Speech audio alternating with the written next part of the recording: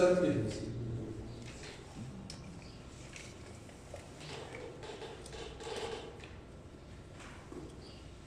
Muy bien. A ver, vamos a comenzar con este para ir sacando de una vez las dudas. Muy bien. Primero que nada, el circuito integrado que tienen en la cápsula de una ventana transparente pues es una memoria EEPROM, eso no hay duda. La EEPROM es una memoria que se puede borrar, ya sea de forma electrónica, es decir, escribiendo ceros, escribiendo unos, como ustedes gusten, en cada una de las localidades, ese no tiene gran problema, a través de un voltaje de programación que es mayor al voltaje de operación. El voltaje de operación generalmente es 5 volts y el voltaje de programación ronda los 10 a 12 volts. Pero si nosotros queremos borrarla de forma más rápida, entonces simplemente le aplicamos luz ultravioleta. Se puede aplicar con una lámpara o incluso se puede dejar al sol. Bien, en el siguiente, este ya lo habíamos visto en clase. Siempre que les pidan estabilidad, siempre, lo más fácil es criterio de Rutherford. No hay vuelta de hoja. Es lo que más es útil para saber la estabilidad. Lo otro sería pues, que se fueran a lugar de las raíces, a sacar las raíces y ubicarlas en el plano complejo. Lo cual, bueno, si tienen una calculadora económica, como la que solamente les van a dejar sacar en el examen, no les va a ser muy útil. Ya me hemos visto que es un pasabajas de Chebyshev. ¿Por qué razón? Porque a fin de cuentas, el de Butterworth, Bessel y elíptico sí tienen una buena respuesta. Bueno, el de Butterworth no tiene nada de rizos ni nada, pero tiene una respuesta menos pronunciada. El Chebyshev es uno que tiene una respuesta que tiene algunos rizos, pero lo bonito es que con un grado inferior podemos sacar una respuesta más pronunciada. Después, le dice que no lo resolvieran. Este es muy sencillo. ¿Qué es lo que tenemos que hacer bien? Muy rápido. Cuando ustedes tengan un ejercicio así, lo más recomendable es que se fijen. Por ejemplo, yo tengo aquí un diodo Zener y veo, ok, está polarizado inversamente, sí está polarizado inversamente. Entonces, quiere decir que aquí, de aquí para acá, yo voy a tener 3.3 volts. No hay vuelta de hoja. ¿Por qué? Porque recuerden que el diodo Zener es un diodo que está diseñado para funcionar inversamente. Es un diodo el cual nos sirve como regulador de voltaje o como referencia de voltaje. Es decir, yo aquí puedo tener que aumente el voltaje o que disminuya, siempre y cuando no disminuya del voltaje Zener de 3.3, y entonces yo aquí en paralelo a este siempre voy a tener el mismo voltaje, 3.3 volts. Ahí puede estar aumentando, incluso la carga puede estar moviéndose, y lo único que vamos a hacer es pasar más o menos corriente a través de este. Por eso es importante cuidar la potencia. Si aquí me pidieran cuál es la magnitud de la corriente en el diodo Zener, lo más fácil de hacer aquí es ley de corrientes de Kirchhoff. La sumatoria de todas las corrientes que entran o salen en un nodo son iguales a 0. Entonces, para empezar, yo tengo aquí, ayúdenme con sus calculadoras, por favor. Fíjense, yo tengo aquí 10 y aquí tengo 3.3. Significa que aquí, ¿cuánto tendría? 10 menos 3.3, ¿cuánto sería? ¿Cuánto? 6.7, muy bien. Son 6.7. Entonces, un segundito.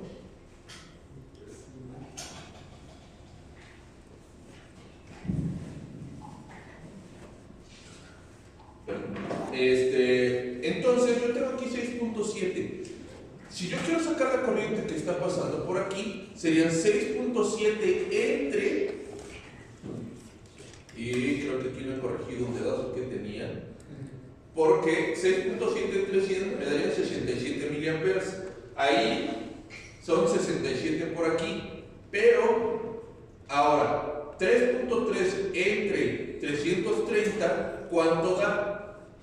¿Por qué 3.3? Porque fíjense que este está en paralelo con este. Entonces, para saber la corriente que está pasando por aquí, yo nada más necesito dividir el voltaje de esta, le dio, entre la resistencia. ¿Cuánto es? 10 milis. Significa que de 67, y aquí yo tengo 10, entonces aquí están pasando 57 milis. Ahí lo siento, fue un dedazo mío. ¿Sí? Ahora sí. Es que guitarra es como capciosa. No, ¿Qué valor es el Pero lo hicimos para que no. Bien, seguimos por favor. Silencio. Aquí nos están pidiendo la capacidades equivalentes entre el punto A y B. Esto, recuerden, los capacitores se suman al revés de como lo hacemos con una resistencia. Es decir, yo tendría aquí, en estos dos tendría 2 nanofaradios, aquí tendría, al simplificar, 2 nanofaradios, y aquí tendría 2 nanofaradios. En el momento en el que yo ya tengo esos 3 capacitores de 2 nanofaradios en serie, sería 1 entre capacitancia total es igual a 1 entre 2 más 1 entre 2 más 1 entre 2. ¿Cuánto es? Punto 66. Punto 66. Perfecto. ¿Vamos bien hasta ahí?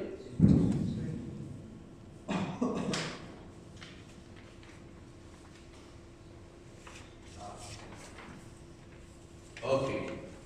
Este es más de repaso. ¿Cuál sería un voltaje pico máximo de salida? ¿Sí? Pico máximo quiere decir positivo de salida para este. Así, sin hacer cálculos, ¿cuál sería? 2.1. ¿Por qué razón? Porque en el pico máximo yo tendría, fíjense aquí, son 7.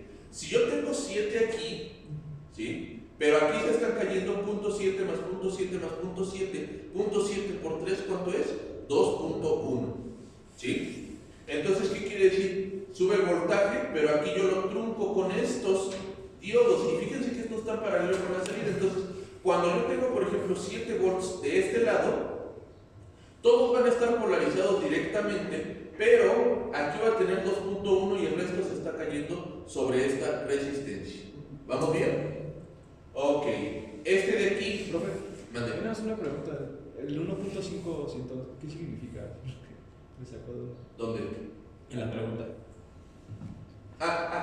Este. Lo que pasa es que estos, yo compré en una feria de libros unos libros muy interesantes de preguntas tipo Ceneval. Entonces, si quieren, obviamente con la condición de que vuelvan a mí terminando el Ceneval, porque sí hay muchos que no vuelven, se gradúan y luego ya, sí, yo se los puedo prestar, no hay problema, y prácticamente, bueno, todos traen respuesta. Entonces, este nada más fue para guía mía, es el ejercicio 1, 5, 111 del tomo 2. Bien, ¿vamos bien hasta ahí? Ok. ¿Esto qué es? Bueno, sí, unos vamos, pero ¿qué hace? ¿Un quién? No es amplificador porque fíjense que la retroalimentación, ¿qué está pasando? No es como un seguidor de voltaje. Esto es un seguidor de voltaje, pero aquí tenemos un pequeño problemita, miren esto. La Tierra está aquí. Entonces, ¿qué pasaría? Fíjense estos dos capacitores que están haciendo. Aquí yo tengo 9 y la salida de este amplificador operacional está a tierra. Salud. Gracias. ¿Qué pasaría? Yo tengo que aquí, fíjense, yo aquí tendría 4.5. A la salida tendría 4.5, pero se está yendo a tierra. En realidad, ¿cuál es la función de esto? En realidad este ni siquiera está funcionando para nada. ¿Qué es lo que está haciendo estos dos? Simplemente están funcionando como si fueran una fuente. Bueno, estamos creando una fuente. Perdón. ¿Estás separando 4.5? Ajá, exactamente. Estamos creando, como estamos poniendo la Tierra aquí en medio, estamos creando una fuente bipolar. De aquí, que esto es Tierra, para arriba 4.5 y menos 4.5. ¿Vamos bien? Esta es la verdadera difícil. ¿Sí? Un cuatímetro o batímetro, como le quieran llamar, puede distinguir los bornes de voltaje y corriente. Bueno, se pueden distinguir los bornes de voltaje y corriente de qué manera. Primero que nada, ¿qué es un cuatímetro o batímetro? ¿Qué es? Es un dispositivo utilizado para medir potencia. ¿Cuál es la fórmula de la potencia? V por I. Significa que necesita tener una entrada de corriente y una entrada de voltaje. Entonces, ¿cómo le voy a hacer? Recuerden siempre, el voltaje yo lo mido en paralelo. Entonces, para no afectar el circuito, el voltaje se necesita medir con algo que sea como un circuito abierto. Acuérdense, por ejemplo, que el osciloscopio dice que tiene una resistencia de cerca de 50 megaohms. Entonces, la bobina de mucha resistencia, la bobina la de alta resistencia es la voltimétrica. Y acuérdense que el multímetro, el amperímetro, nos mide la corriente en serie. Para no afectar ese circuito, la resistencia interna necesita ser muy baja. Entonces, la bobina amperimétrica necesita ser de baja resistencia y la voltimétrica casi como un circuito abierto, es decir, una alta impedancia. ¿Cuál de las siguientes temperaturas no existe? ¿Fahrenheit existe? Sí. ¿Celsius? Sí. ¿Absoluta? Sí. Entonces la que no existe es la relativa. Esto que acabo de hacer, simplemente recuerden que es una forma de responder los problemas por inducción. Si yo no sé la respuesta, puedo inducirla eliminando las otras. Cuando el circuito RLC en serie logra anular la reactancia total, se dice que está en resonancia, muy bien. Porque lo que da el capacitor lo recibe el inductor y viceversa. Este de aquí, ya lo habíamos visto, dijimos que estaba en cortocircuito. ¿La qué? Dos de las bases están en cortocircuito. Muy bien. El siguiente filtro representa un pasaaltas. Muy bien. Recuerden una cosa.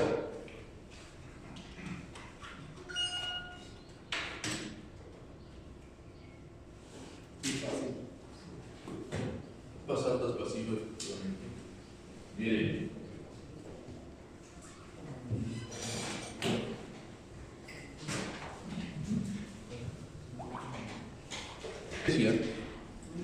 Un capacitor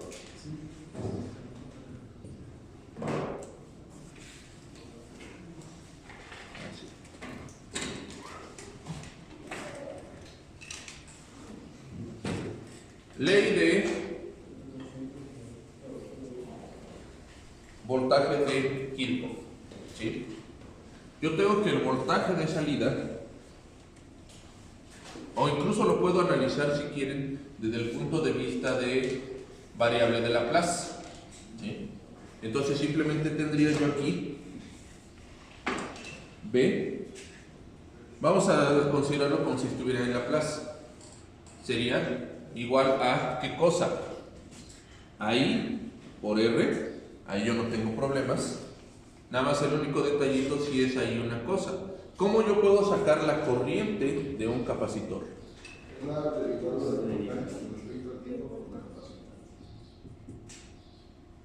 ¿Es cierto eso?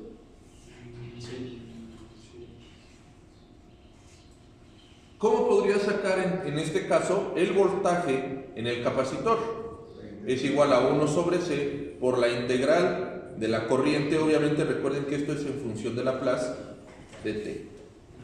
Ya tenemos todo eso. Ahora, hay un pequeño detallito, ¿sí? Yo estoy sumando este más este. Significa que si yo lo hago en función del tiempo, me quedaría más C dB en dt. ¿Están de acuerdo? ¿Sí o no?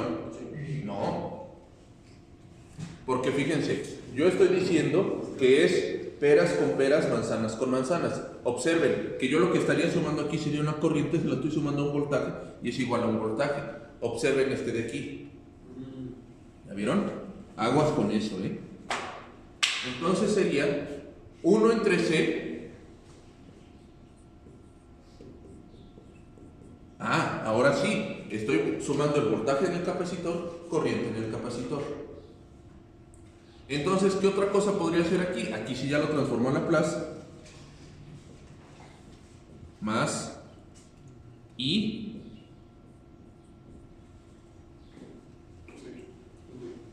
¿Están de acuerdo en eso? Sí. Obviamente sí estoy ahorita obviando un poquito la notación de Laplace por cuestiones de espacio. Bien, una vez que yo tengo eso, yo necesito sacar el voltaje de salida. Yo lo que puedo hacer, vamos a llamarle a este voltaje de entrada. Esto es igual a I, que multiplica a R más 1 entre SC. Entonces sería voltaje de entrada. Esto es igual a I. Vamos de una vez a simplificarlo. RSC más 1 sobre SC. Y ya después me quedaría SC por el voltaje de entrada sobre R más 1 es igual a I. Pero a ver, una preguntota. ¿Me están pidiendo I? ¿Me están pidiendo la corriente sobre el capacitor o me están pidiendo el voltaje sobre el capacitor? Me están pidiendo el voltaje sobre el capacitor. Entonces, observen ustedes una cosa. ¿Qué puedo yo usar aquí? Fíjense que ahora puedo usar esta de aquí. Si la transformo a Laplace sería IC es igual a CSB.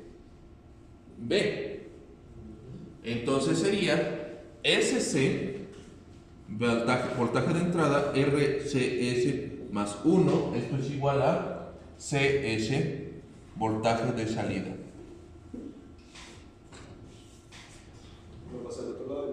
Lo paso al otro lado, yo de aquí ya puedo simplificar y me sale 1 sobre RSC más 1, esto es igual a voltaje de salida sobre voltaje de entrada. Oye, pero todo esto que me están diciendo, pues sí está bien, ¿no? Es como sacar la función de transferencia de uno de estos circuititos.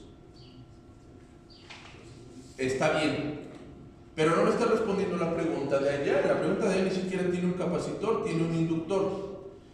En primera, quiero sacar la función de transferencia porque es algo que vamos a estar utilizando. Segunda, quiero que nos acordemos también de otra cosa. Díganme, por favor, ¿cómo se llama el equivalente a la resistencia de corriente alterna? Impedancia, muy bien. ¿Cómo se saca la impedancia de un capacitor? ¿Y cómo se llama la impedancia de un capacitor? Un capacitor es un elemento reactivo, por lo tanto se llama reactancia. ¿Sí? ¿Cómo se llama la reactancia cómo se saca la reactancia de un capacitor? 1 entre J omega C. 1, muy bien. 1 sobre J omega C. ¿Qué es omega? 2pi, la frecuencia. 2πf. Observen ustedes que yo tengo aquí un divisor de voltaje. ¿Están de acuerdo en esto? No tenemos gran ciencia. Les vuelvo a repetir, guárdenlo porque al rato lo vamos a utilizar. Miren, me paso para acá, pues. Bien, entonces yo tengo un divisor de voltaje. Voltaje de salida, que sería el voltaje en el capacitor. Esto es igual, si yo hiciera un divisor de voltaje, sería voltaje de entrada por ZC sobre ZR más ZC. ¿Están de acuerdo en eso? ¿Qué quiere decir esto? Observen una cosa. Si esta crece, esta es constante, ¿qué es lo que va a pasar? Entonces, si esta crece, este voltaje en el capacitor se va a hacer más grande. ¿Cuándo esta crece? Observen que allá, como tenemos abajo omega, esta crece cuando la frecuencia es baja. Cuando la frecuencia es alta, esta reactancia va a tender a cero porque la parte de abajo, el denominador, va a irse haciendo cada vez más grande, por lo tanto el número total va a ser más pequeño. Entonces, ¿qué es lo que va a pasar? Si esta crece y esta se mantiene constante, cuando tenemos una frecuencia baja, entonces yo así lo puedo sacar.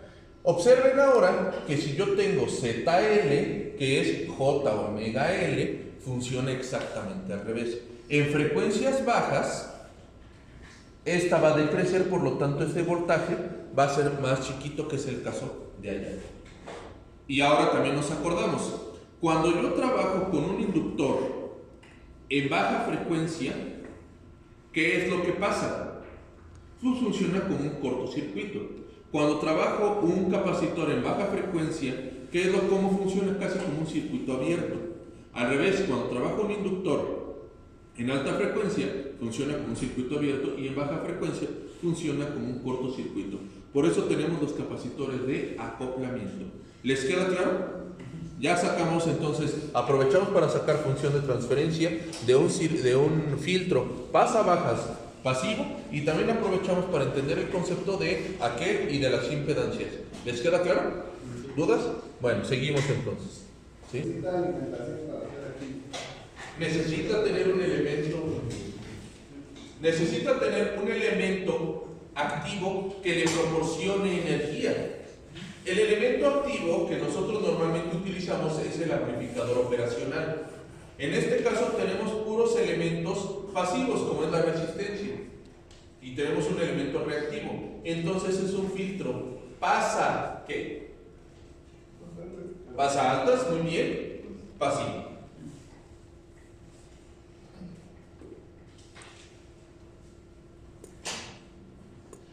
En un transistor NPN que trabaja en saturación se verifica que si estamos en saturación, recuerden que nosotros tenemos 4 modos de operación distintos, que es corte, saturación, activo directo, activo inverso. ¿Qué características tiene cada uno de ellos? En corte, la corriente que circula, la corriente de colector, es 0 y el voltaje colector emisor es igual a VCC. En saturación, la corriente que circula del colector es la máxima posible. Por lo tanto, si hacemos una ley de corriente de voltaje de Kirchhoff,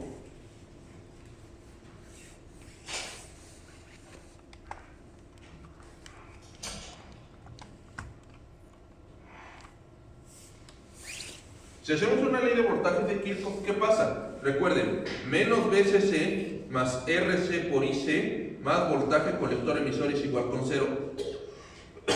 Voltaje colector emisor es igual a VCC menos RC por IC. ¿Qué pasa ahí? Observen que si yo tengo la máxima corriente de colector posible, este es constante, entonces ¿qué va a pasar? Este se hace grande, este es constante, entonces este va a ser muy chiquito, va a tender a 0. Vamos a ver las demás respuestas. Voltaje colector emisor tiende a 0, ya vimos por qué, entonces es saturación. Corriente de colector es igual con 0, eso es corte. Corte porque a fin de cuentas no pasa nada de corriente, volvemos a esta misma ecuación, no pasa nada de corriente en el colector, de corriente de colector. Entonces, ¿qué pasa? Esto se hace 0 y entonces voltaje colector emisor es igual a VCC. Entonces, corriente colector es igual con 0.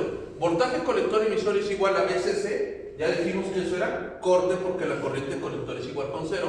Y corriente de colector es igual a corriente de base. Podría ser que se llegara a una sobresaturación, pero no es el caso. ¿Sí? No estamos hablando de sobresaturación, estamos hablando de saturación. Muy bien. Seguimos. Pues como que no aprendimos ensamblador para este microcontrolador. Entonces, ¿qué podemos hacer para poder obtener la respuesta de este? Sabiendo que inicialmente int-con, como que se me suena a que es el control de interrupciones, ¿no les parece? Int-con. Entonces, ¿qué podemos hacer ahí? Dice, int-con es igual con 0. Indicando valores que tendrían los registros del timer 0 e int-con tras ejecutarse el programa y haberse producido un desbordamiento del temporizador. ¿Qué puedo hacer? Primero que nada, me están diciendo que si se produjo un desbordamiento, se va a mover siempre en un microcontrolador, sea de lo que sea, se va a producir un desbordamiento se enciende una banderita que me indique el desbordamiento. Entonces, las banderitas están guardadas aquí, significa que oye, ¿cómo sé? Porque me están diciendo nada más el nombre de dos registros y dentro del programa solo hay dos registros, INCON y TMR. TMR no hay vuelta de hoja, es un timer. Sea en el procesador que sea, TMR es un timer. Significa que yo aquí tengo de aquí, INCON puede ser 4. ¿Qué es la banderita? ¿Cómo se llama? ¿Quién sabe? Lo único que sé es que al desbordarse me produjo una interrupción. Entonces, aquí está, es alguno de estos dos. Bien, yo descarto A y C. Segundo, vamos a pensar un momentito. Me están diciendo... pero, ojo, aquí me están diciendo una... Perdón. BCF lo borra. Entonces, ¿qué quiere decir? Que aunque me produjo una interrupción, yo aquí estoy limpiando bit clear flag de INCON, estoy limpiando la de timer 01 en el desbordamiento. Entonces quiere decir que va a ser alguno de estos dos. Entonces, híjole, ya se me complicó esto. ¿Qué más puedo fijarme para saber cómo está trabajando? Yo aquí estoy checando la bandera, estoy checando. En el momento en que se prende, yo me brinco, estoy moviendo un 77 al timer 0.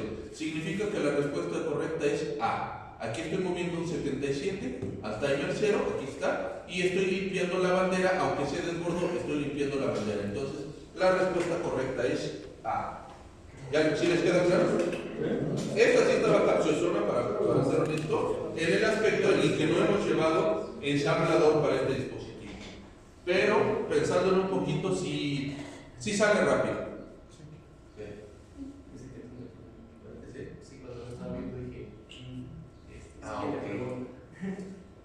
No, pero nada más es cosa de pensarlo un poquito. Miren, cuando se encuentren una así bien loca que no sepan qué onda, recuerden brincar a la siguiente, pero ojo, no se les vaya a pasar la bolita. No, eso es, bueno, pues esa es la sentencia de muerte. No se les vaya a pasar eso. ¿Sí? Y luego ya regresan con más calma a pensar cómo le harían. Un dispositivo triestado. ¿Qué es un dispositivo triestado?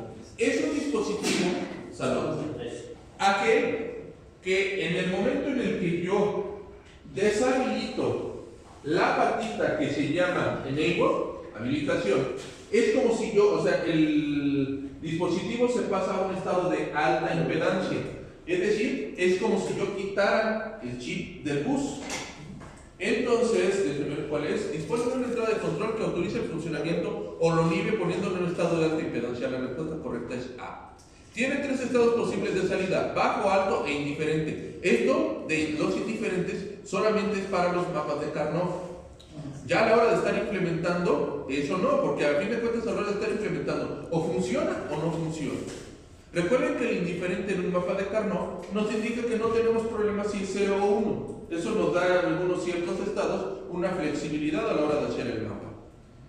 Tiene terminales, una entrada y 2 salidas. Una es negado de la otra, Q y Q negada. Eso es otra cosa. ¿Qué? Suena a flip-flop. Permiten intercomunicar 3 buses del sistema para aumentar su versatilidad. Eso, pues, quién sabe, ¿no? Un sistema digital programable está construido. ¿Sí? ¿Cuál es un sistema digital programable? Puede ser un FPGA o alguna cosa similar. Está construido por un número elevado de dispositivos SSI o MSI. SSI y MSI significan Small and Medium Integration, es decir, dispositivos que tienen un pequeño número de transistores o un mediano número de transistores adentro. Es un sistema rígido diseñado especialmente para una aplicación en concreta. Esto como que no, porque si dice que es programable, significa que lo podemos usar para varias cosas. Es un sistema flexible que puede adaptarse a distintas aplicaciones sin más que añadir algunos componentes físicos adicionales, o es un circuito formado por elementos comunes que pueden responder a un elevado número de aplicaciones con un simple cambio de software. ¿Cuál es? La D, efectivamente, porque con un cambio de software yo puedo en determinado momento hacer lo que funcione, haciendo una cosa o haciendo otra. Una cosa que también... Otro tipo de dispositivos programables lógicos son los microcontroladores, y en teoría se supone que un microcontrolador ya trae en la misma pastilla todo lo que necesitamos para que funcione. Una compuerta NOR de 4 entradas presenta una salida de 1 ¿cuándo? Todos son 0, efectivamente. Acuérdense que la OR funciona, o sea, solamente tiene 0 cuando todos son 0. Y entonces quiere decir que la no OR significaría que solamente tiene 1 cuando todos son 0. Calcula una corriente de colector para el siguiente transistor.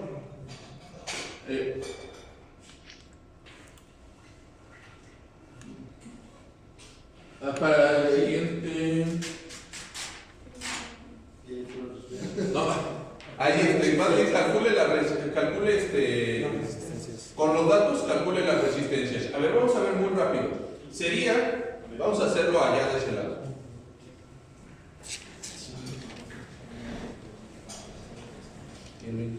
Anotando por favor el problema, ¿cuál es? S19, y por ahí tuve un dedazo, y el de los dedos para sí, el del Zener y que tuve ahí en pedazo. Bien, ¿cómo se le puede hacer? Calcule, vamos a ver qué podemos hacer en este caso. Yo tengo una corriente de base 100 microamperes. ¿Sí, verdad? Sí, 100 microamperes. Entonces, acuérdense que yo les había comentado en la clase anterior que lo más fácil siempre es la malla de aquí. ¿Por qué? Porque tenemos generalmente dos voltajes que ya conocemos, que es el voltaje de base, bueno, de la fuente de que está en la base, y el voltaje base emisor. Entonces tenemos menos BBB más RB por IB más voltaje base emisor, que ya sabemos que es 0.7, igual con 0. Empiezo en tierra, termino en tierra. Sería RB es igual a BBB menos voltaje base emisor sobre IB, que sería 3 menos 2 3 menos 0.7 entre 100 micros. 23. ¿Cuánto es? 23K. Entonces, ¿ya acabé? No, porque Ah, sí. Ok, bien. Vamos a ver entonces la otra. Queda entonces entre la respuesta B y C. ¿Ya puedo borrar? Bien, seguimos. Entonces, yo me acuerdo que la corriente de colector es igual a beta veces la corriente de base. La corriente de colector es igual a beta, ¿cuánto es beta? 100. 100 por 100 por 10 a la menos 6. ¿Cuánto es? ¿Cuánto? 10 a menos 3. ¿Cuánto? 10. 10 milis. Sí, 10 miliamperes. Ajá. Entonces, nuevamente me quedaría menos BCC más RC por IC más voltaje colector emisor es igual con 0. ¿Ya me dan cuánto es el voltaje colector emisor? 5. Entonces sería RC es igual a BCC menos voltaje colector emisor sobre IC, que sería, esto es igual a 10 menos 5 sobre 10 por 10 a la menos 3. Sería 500 ohms. Entonces la respuesta correcta es B. ¿Vamos bien? Perfecto. Muy bien. Siguiente. Para el circuito de la figura considere. Apúntalo, señor, porque voy a sí. ¿sí? Considere determinar IB y beta. Ok. Para el circuito de la figura necesitamos determinar IB y beta. Primero que nada, ¿qué configuración tiene? Es un base común, efectivamente. Recuerden que nosotros tenemos, por ejemplo, emisor común, que es cuando el emisor está lo más cerca posible a tierra. Recuerden que para saber qué configuración es, yo puedo decir las fuentes de voltaje no me importan y lo único que necesito checar son las resistencias. Y entonces yo veo que ahí yo tengo dos resistencias, pero la base no está conectada a ninguna resistencia. Entonces, y ya está conectada directamente a tierra. Entonces es un base común. Muy bien, seguimos. Entonces tenemos que aquí me están diciendo que BC es igual a 6.34 volts. Entonces, fíjense que yo puedo sacar la corriente que está pasando por esa resistencia de 4K, que sería 10 menos 6.34, que sería el voltaje en la resistencia RC. ¿Y cuánto vale RC? 4000. Ayúdenme por favor con sus calculadoras. ¿Calculadoras? 915 microamperes. Gracias. Ok. Siguiente. Yo necesito saber otro dato más. ¿Por qué razón? Acuérdense que IE es igual a IC más IB. E IC es igual a beta veces IB. Entonces yo necesito por lo menos una corriente más. Yo puedo decir, tú me habías dicho que es siempre la malla de la base. ¿Por qué empezaste por otro lado? Porque el otro lado era más fácil. Pero no quiere decir que la malla de la base no la vaya a utilizar. Sería entonces voltaje base emisor más RE por IE menos BEE es igual con 0. Estoy poniendo las puras letras para que a la hora de estudiar no tengan problema. Entonces sería IE es igual a BEE menos voltaje base emisor sobre RE, que sería 10 menos 0.7 sobre RE. ¿Cuánto es, por favor? 10K. ¿Cuánto es?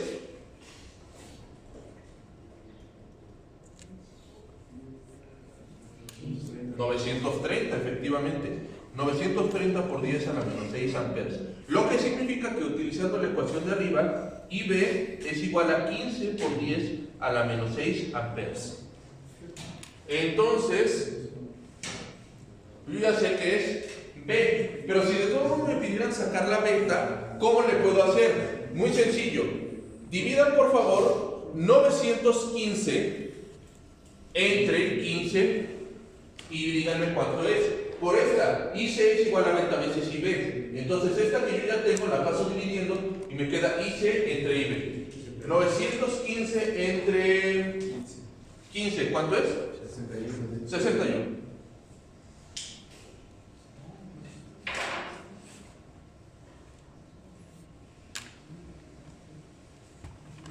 Muy bien. Un MOSFET difiere de un JFET principalmente debido a la capacidad de potencia, porque el MOSFET tiene dos compuertas, el JFET tiene una unión PN, porque el MOSFET no tiene canal físico. ¿Por cuál? ¿La qué? ¿La C? ¿Alguien nada más? A, B, D. ¿Alguien nada más? ¿Alguien? Es la D, efectivamente. ¿Por qué razón? Recuerden que la característica del JFET es que es un dispositivo en modo de empobrecimiento. Quiere decir, ya tiene un canal físico y yo necesito cerrarlo para impedir el paso de corriente. El MOSFET es un dispositivo en modo de enriquecimiento. Yo necesito aplicar un voltaje para crear un canal. Entonces esa es la diferencia entre los dos. En el momento en el que yo compro un JFET, ya el fabricante ya le construyó ahí un canal que me va a dejar pasar una cierta cantidad de corriente que se llama IDSS. Y yo necesito aplicar voltaje negativo para cerrar ese canal. El voltaje negativo para cerrarlo totalmente se llama BP. En el caso del MOSFET, yo necesito aplicar un voltaje que se llama VTH o VT en algunos libros. Ese voltaje VTH me sirve para empezar a crear el canal. Y cualquier voltaje con puerta fuente mayor a VTH me va a crear un canal cada vez más grande y voy a poder pasar cada vez más corriente. ¿Sí les queda claro? Sí. Ok. Para el circuito de la figura, ¿Y esta?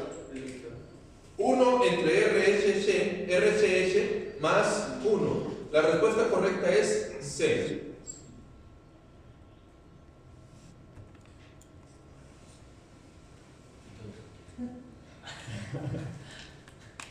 Un SCR, recuerden que el SCR pertenece a una familia de dispositivos semiconductores que se llaman tiristores.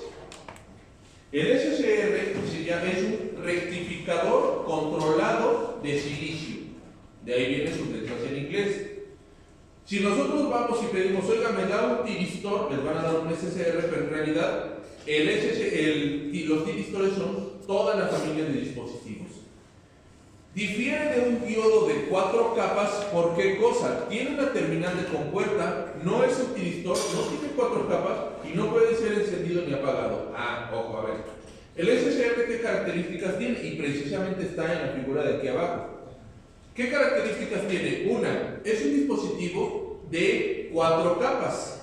En realidad puede ser multicapas, pero la característica es que es de 4 capas o más. Entonces, no es, si es un tiristor, ya les había mencionado que la familia, incluso cuando nosotros lo vamos a comprar, si pedimos un tiristor, me van a dar un SCR.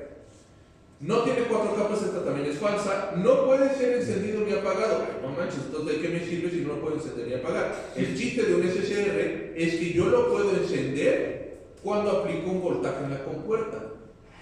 Ah, entonces tiene la respuesta correcta es, tiene una terminal de compuerta. Aquí está. Se llama ánodo, cátodo y compuerta. A, K y G. ¿Vamos bien? ¿Qué valor se debe ajustar a R para pagar el SCR si IH es igual a 10 mA y voltaje ánodo, cátodo es en 0.7? Sácatelas. Aquí tenemos que recordar un pequeño detalle. Estos dispositivos, una vez que yo los enciendo, se quedan siempre trabajando hasta que yo tengo una cierta condición. Es decir, la corriente que pasa ánodo-cátodo disminuye de un valor que se llama corriente de sostenimiento, o IH, y hold. Entonces, en ese momento, aunque yo esté aplicando un voltaje positivo en la compuerta, este dispositivo se va a apagar. Entonces, ¿qué es lo que podemos hacer aquí? Fíjense, yo tengo 30 volts y me están diciendo que el voltaje ánodo-cátodo es de 0.7 y la corriente de sostenimiento es de 10 mA. Entonces yo tengo que el voltaje ánodo-cátodo sería menos B, vamos a llamarle BCC, ¿sí? Vamos a llamarle B nada más RC por IC, R por I del tiristor, más voltaje ánodo-cátodo es igual con 0. Yo necesito, para que esté funcionando, necesito asegurarme que esta sea de por lo menos 10 mA. Si es menor a 10 mA, significa que, ¿qué va a pasar? Que se va a apagar. Entonces, al resolver esto, me va a dar una corriente específica para que va a ser el límite. Cualquier resistencia mayor a eso va a apagar el dispositivo. Entonces, R es igual a B menos B a K sobre IH. Entonces serían, ¿cuánto es 30? 30 menos 0.7 sobre 10 por 10 a la menos 13. ¿Cuánto es? Será 29.7, 29.3 entre 10 por 10 a la menos 3. ¿Cuánto es? 2930. Significa que cualquier resistencia mayor a 2930 me va a dar menos corriente, lo que significa que ya la corriente ya no alcanzaría a ser lo suficiente para mantener este encendido. Aunque yo le diera pulso, este no se mantiene encendido. ¿Les queda claro? Si voy muy rápido o en determinado momento quieren que toque alguno de estos temas, me avisan y lo checamos, no hay ningún problema, Determine la función de transferencia del siguiente circuito. Bueno, vamos a ver. Vamos allá atrás. Yo tengo aquí un dispositivo que yo ahorita estoy viendo su configuración y qué es. ¿Con quién? Filtro pasaltas Diferencial. es un integrador, efectivamente. Entonces, esto es un integrador. Entonces, se supone que la salida debería ser algo así como una integral. Vamos a ver. Primero que nada, acuérdense, vamos a recordar un pequeño detallito.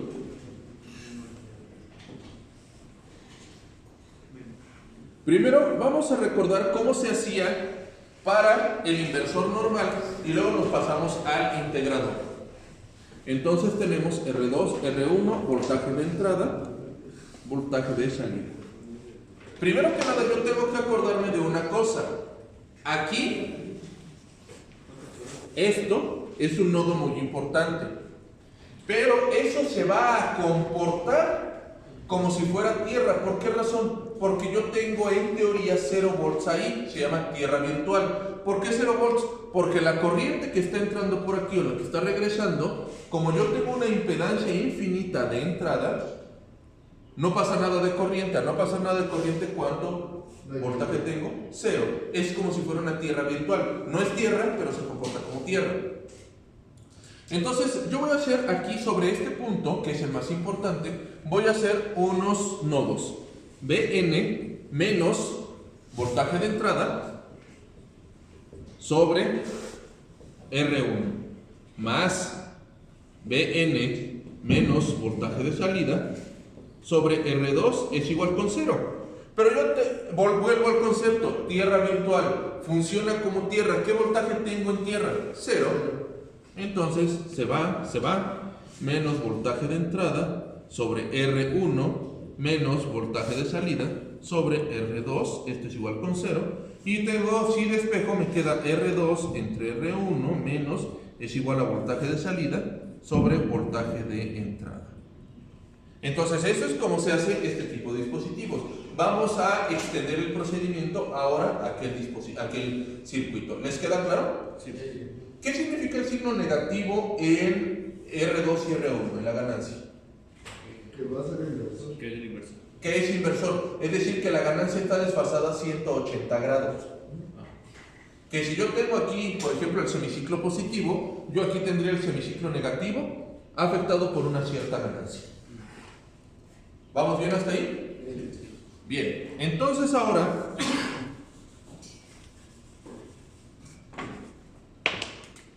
tenemos que en lugar de esto tenemos un C.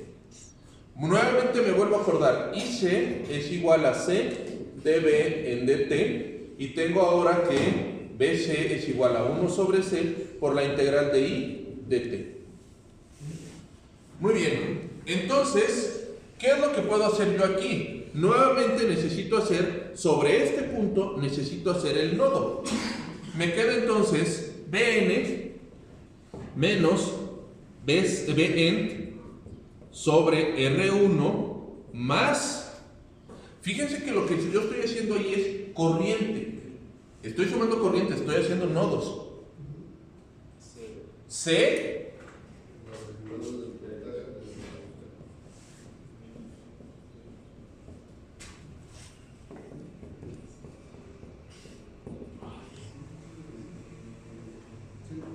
¿vamos bien?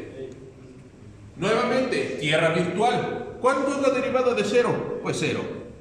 Entonces me queda menos voltaje de entrada sobre R1 menos C por la derivada de voltaje de salida sobre en dt. ¿Sí? Es igual con 0. Entonces yo lo que necesito es este C. ¿Sí?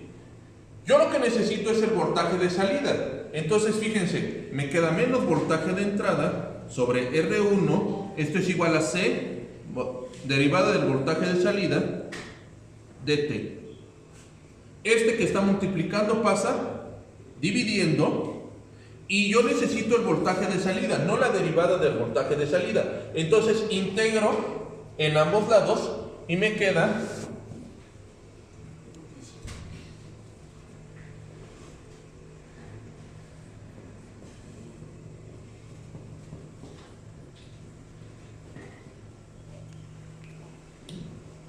¿sí les queda claro? Entonces la respuesta correcta es C. Así es. Simplemente lo único que necesitas hacer es razonar que cuando el capacitor está arriba es un integrador y cuando está en la entrada es un derivador. Significa que entonces era alguna de estas dos. Y ya es un poquito más fácil de razonar, ya es un poquito más fácil de visualizar entre C y D porque ya eliminamos A y B. ¿Vamos bien? Profesor, Mandé. ¿cómo se configura un filtro? Los capacitores. A ver, otra vez. ¿Con uno más? ¿Hacer un filtro? ¿De orden 1? Ajá, de orden 1, sí. Ese ya es un filtro.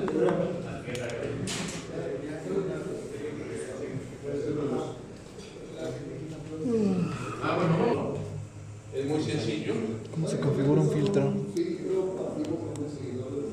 Sí, para un orden 1 solamente es un filtro pasivo con un seguidor de voltaje.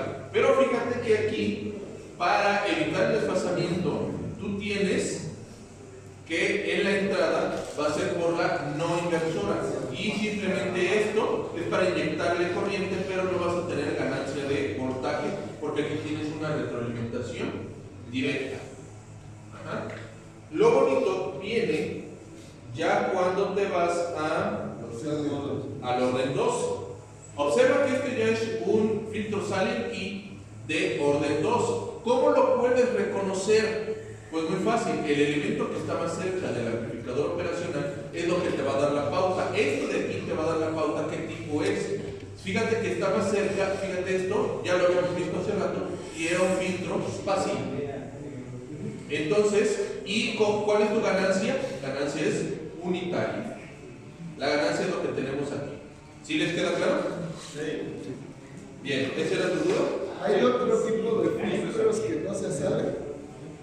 Sí, hay muchas configuraciones, pero en realidad la ventaja que tiene Silent Key de los filtros es que no tiene desplazamiento y su arquitectura es muy sencilla, porque los otros sí tienen un circuito resistivo y capacitivo más grande.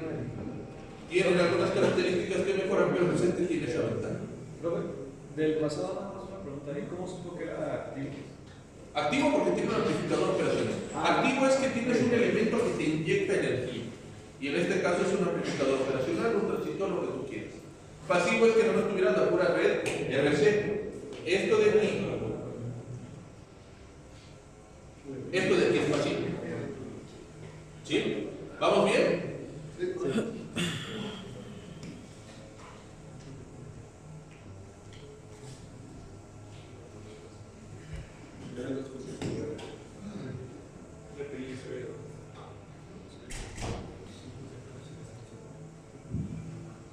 Muy bien. Ok, aquí tenemos esto. Silencio, por favor. Aquí tenemos este detallito. Es un sistema masa resorte amortiguador. Silencio. Vamos a hacerlo entre todos, por favor. En este caso, recuerden una cosa. La fuerza siempre va a encontrar que todos los elementos se oponen a ella. Primero que nada debemos hacer que la sumatoria de fuerzas sea igual por 0. Tenemos ahí tres elementos, que es una masa, un resorte y un amortiguador. Primero tenemos la masa. ¿Cómo es la masa? La fuerza es igual a masa por aceleración. Primero que nada, acordémonos, tenemos X, que es la posición, X', que es la velocidad, y X', que es la aceleración. Entonces sería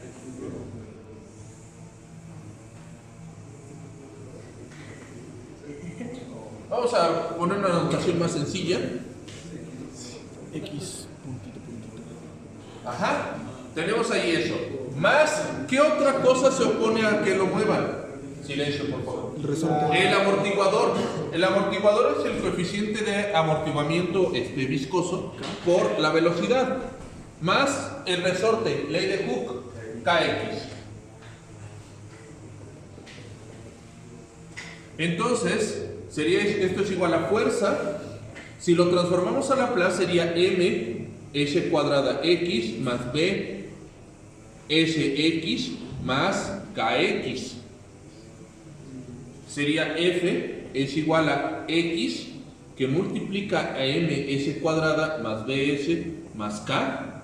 Entonces sería x entre f, esto es igual a 1 sobre ms cuadrada más bs más k. Sustituimos valores, ¿sí? ¿Cuánto es la masa? Sería x sobre f es igual a 1 sobre 2.5 s cuadrada más b, ¿cuánto es? 0.5.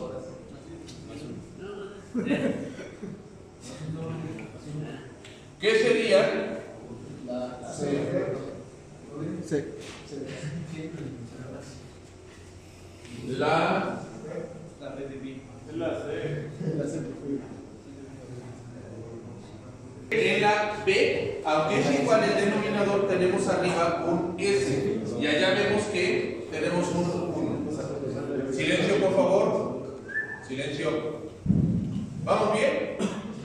Ahora, me piden una cosa. Ya en el 27 me piden para el sistema del problema 26, determine si lo hay el sobreimpulso o sobretiro para una entrada escalón unitario. Sácatelas, ¿cómo le hago ahí? En primero, necesito dejarla de tal manera que esto de aquí sea 1. Entonces, todo lo divido entre 2.5.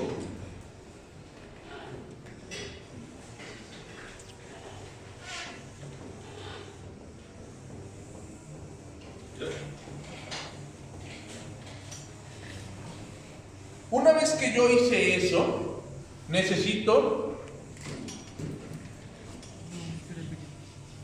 estas dos cosas de aquí son muy importantes.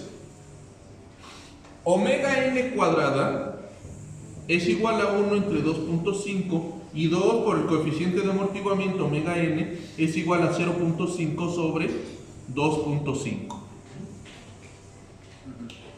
Saquen sus formularios, por favor. No lo traigo. En su formulario nada más les viene sin el 100. Si queremos porcentaje, pues nada más tenemos que multiplicar por 100. Que el porcentaje de sobreelongación corresponde a 100 por E a la menos coeficiente de amortiguamiento por pi entre 1 menos pi menos coeficiente de amortiguamiento al cuadrado, la raíz de todo eso. Lo que es omega n cuadrado es 1 sobre entre 2.5. Sáquenme por favor omega n, es decir, la raíz de 1 entre 2.5. 0.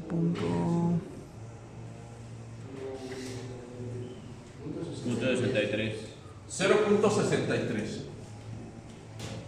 Entonces también tenemos que aquí que 2 coeficientes de amortiguamiento, que es lo que necesitamos, eso es igual a 0.5 entre 2.5. Coeficiente de amortiguamiento es igual a 0.5 sobre 2 por 0.63, ¿sí? Por 2.5. ¿Cuánto es?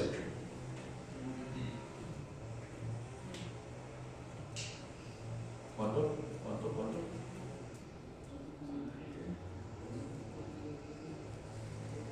15, gracias.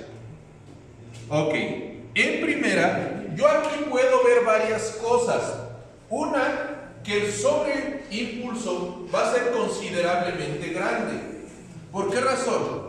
Un coeficiente de amortiguamiento que es igual con, que es mayor a 0 y menor a 1, me va a dar un sobreimpulso. Sobreimpulso, eso no solo significa sobreamortiguamiento. Un sobreimpulso. Si el coeficiente de amortiguamiento es igual con 1, va a ser un sistema críticamente amortiguado y si el coeficiente de amortiguamiento es mayor que 1, va a ser un sistema sobreamortiguado. En estos dos no voy a tener sobreimpulso, en este sí, y vemos que cae en el primer caso. Entonces, ayúdenme por favor nada más sustituyendo este coeficiente de amortiguamiento de 0.15 en esa ecuación de ahí. Les va a salir algo cercano al 30-40%, algo así, si mal no recuerdo. 62.0, un poquito el cálculo mental. Vamos a ver, 62.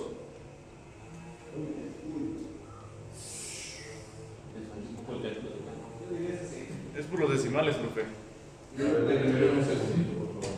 49, 60.47. ¿Con todos los decimales?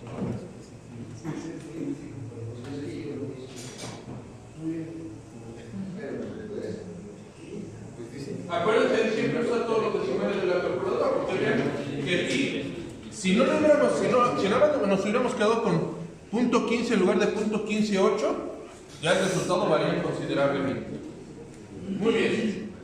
El sistema descrito en el problema 26, es decir, ¿qué tipo de sistema es? ¿Es un sistema inestable? No. ¿Es un sistema estable? ¿Es un sistema sobreamortiguado? No, porque sí tenemos sobreimpulso. ¿Es un sistema críticamente amortiguado? No, porque sí tenemos sobreimpulso. Es un sistema subamortiguado. ¿Vamos bien? Aquí yo puedo ver fácilmente que no es un sistema inestable porque todos los signos, todos los elementos tienen el mismo signo. Y si lo hiciéramos en criterio de Routh-Hurwitz, No hay cambio de signo. exactamente, no hay cambio de signo. Este lo arrastramos para acá y no hay cambio de signo en la primera columna, que es lo importante. Para que el sistema sea estable es que, silencio por favor, que los polos del sistema estén distribuidos uniformemente sobre el semiplano completo, teniendo partes reales tanto negativas como positivas. Error. Deben ser partes negativas las reales por fuerza. Que los ceros del sistema tengan parte real negativa, que los polos del sistema tengan parte real negativa. Eso es lo bueno. Que los polos del sistema estén situados sobre el eje de las ordenadas del semiplano complejo, es decir, parte real igual con 0. No. La respuesta C es la correcta.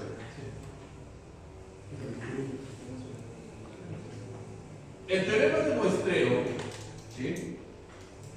Indica que para poder hacer una posterior reconstrucción de la señal sin pérdida de información se debe satisfacer el criterio a la hora de muestrear. La tasa de muestreo debe ser igual al ancho de banda de la señal. Esto permitirá evitar overflows en el sistema de captura. Es indiferente la tasa de muestreo. La tasa de muestreo debe ser como máximo el doble del ancho de banda de la señal para evitar distorsión armónica grande. La tasa de muestreo debe ser superior al doble del ancho de banda de la señal.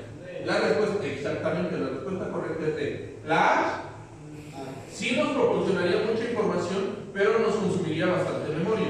La B, es indiferente la tasa de muestreo. Error. Si la tasa de muestreo es muy baja, no podemos reconstruir la señal. La tasa de muestreo debe ser como máximo el doble del ancho de banda de la señal para evitar una distorsión armónica grande. Error. El teorema de muestreo nos dice que debe ser por lo menos el doble, pero aquí hay un pequeño problema. Con el doble, si yo tengo un muestreo del doble de la señal, vamos a suponer que esta es mi señal.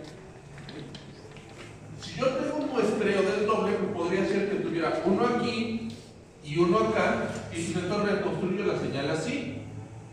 Todavía fea, pero chance, ¿no? Pero podría ser que el muestreo cayera aquí, y entonces mi señal siempre es 0. Entonces, por lo menos, debe ser más del doble. Si yo hiciera un poquito más, pues ya tendría estos puntos y ya podría reconstruir mejor la señal. Obviamente, entre más puntos tenga, mejor puedo reconstruir la señal. Pero ¿qué pasa si yo tengo una excesiva cantidad de puntos? Pues que voy a tener demasiada información. ¿Cómo les fue en el examen? Una estudiadita. Ahora, ya nada más para... ¿Qué es cuando tiempo tiende a infinito? O cuando S tiende a 0, si lo pasamos a la clase.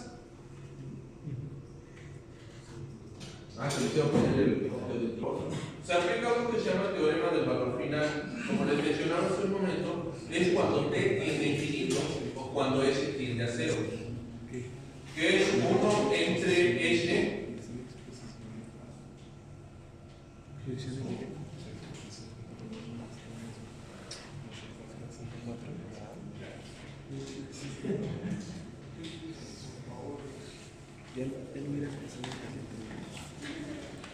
es cuando s tiende a cero es el límite de la función, ¿sí?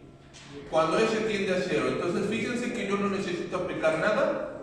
Entonces me quedaría 4 sobre 10 sería 0.4. Pero aquí necesito multiplicarlo por la función de entrada, que es un escalón de amplitud 5. 5 por 0.4, ¿cuánto es? 2. Entonces la respuesta correcta es 2. Ay, ¿cómo se siente?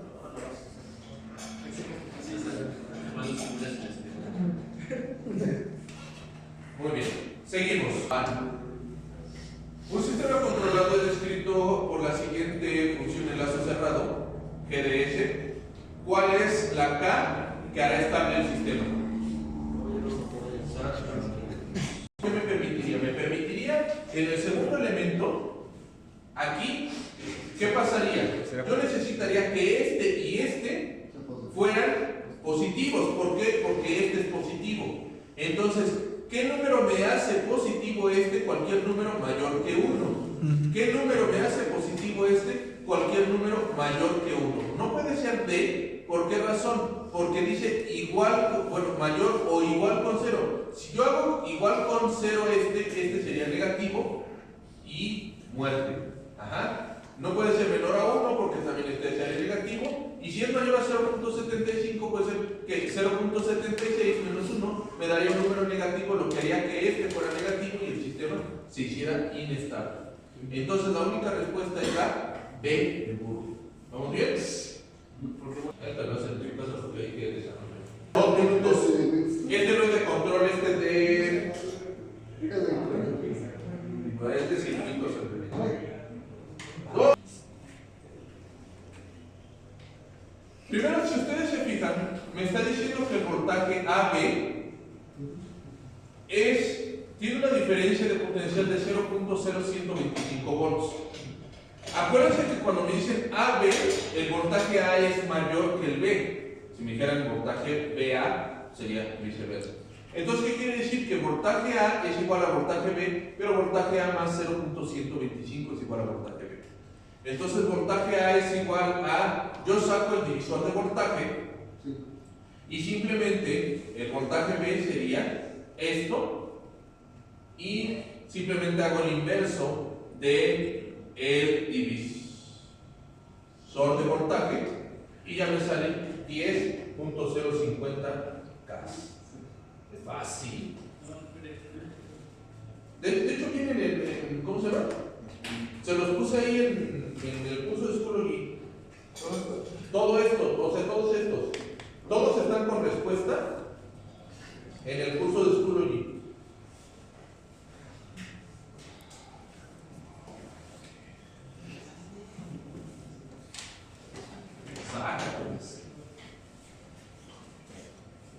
Bien. Vayan sacando sus cosas, por favor, del laboratorio. Vamos a